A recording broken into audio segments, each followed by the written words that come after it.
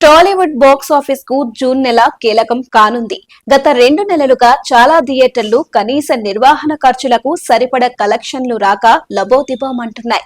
ఈ కారణంగానే percentage demand తెర ముందుకొచ్చినా నానా రగడ జరిగి బంధు వివాదం గురించి ఎవరెవరో మాట్లాడేలా చేసింది. ఈ నేపథ్యంలో వారానికి ఒకటి చొప్పున క్రేజీ సినిమాలు క్యూ కట్టడం వాళ్ళను ఊపిరి పీల్చుకునేలా చేస్తోంది. జూన్ 5న విడుదలవుతున్న థగ్ లైఫ్ డబ్బింగ్ అయినప్పటికీ కమల్ హాసన్, సింబు, త్రిష కాంబినేషన్ తో పాటు మణిరత్నం బ్రాండ్ తెలుగులోనూ క్రేజ్ వచ్చేలా చేస్తోంది. విక్రమ్ రేంజ్ టాక్ వస్తే కనుక కలెక్షన్ల మోతే. జూన్ 12న అసలైన big day Pawan Kalyan Harihara Veeramallu part 1 ప్రేక్షకులు ముందుకు వస్తోంది.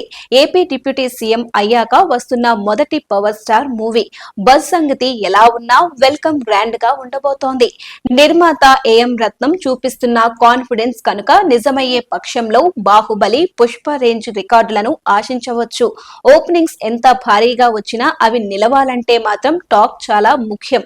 జూన్ 20న కుబేరా మీద క్రమంగా హైప్ పెరుగుతోంది.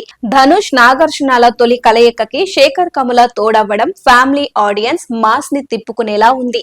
దేవిశ్రీ ప్రసాద్ సంగీతం మరో ఆకర్షణ.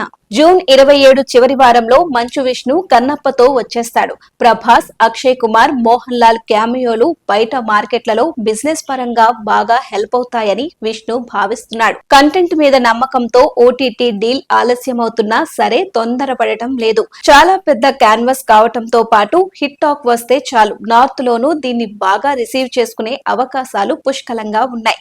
ఒక జూన్ నెలలోనే వస్తున్న ఈ 4 సినిమాలన్నీ కలుపుకుంటే సుమారు 200 కోట్లకు పైగానే థియేటర్ బిజినెస్ కనిపిస్తోంది.